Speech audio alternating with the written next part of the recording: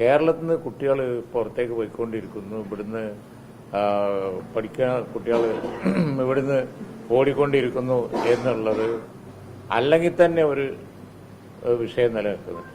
ആ സമയത്ത് കണ്ടില്ലേ, ഒരു വശത്ത് ബഹുമാനപ്പെട്ട ഗവർണർ കാവ്യവൽക്കരണം, അതാണോ അപ്പോൾ ഏറ്റവും വലിയ പ്രശ്നം. കാവ്യവൽക്കരണത്തിന് വേണ്ടി അദ്ദേഹം ന്യായീകരിക്കാൻ കഴിയാത്ത പല കാര്യങ്ങളും ചെയ്തുകൊണ്ടിരിക്കുന്നു.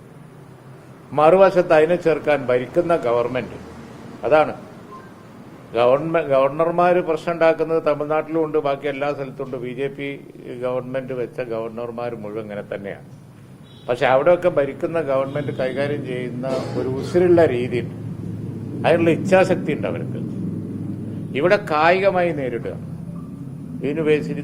ഇത് ഇവിടെ ബന്ദികളാവുന്നത് ആരാണ്?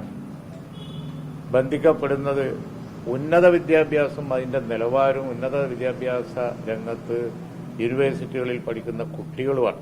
ഇത് കണ്ട കുട്ടികൾ ഇവിടുന്ന് ഓടാതിരിക്കുക.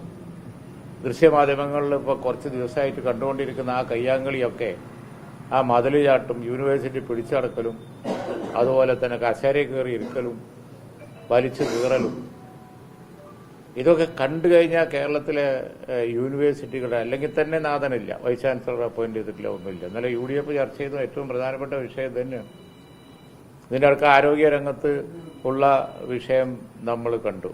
അതിന്ന് ശ്രദ്ധ തിരിക്കാനാണെന്നാണ് ചിലർ പറയുന്നത്.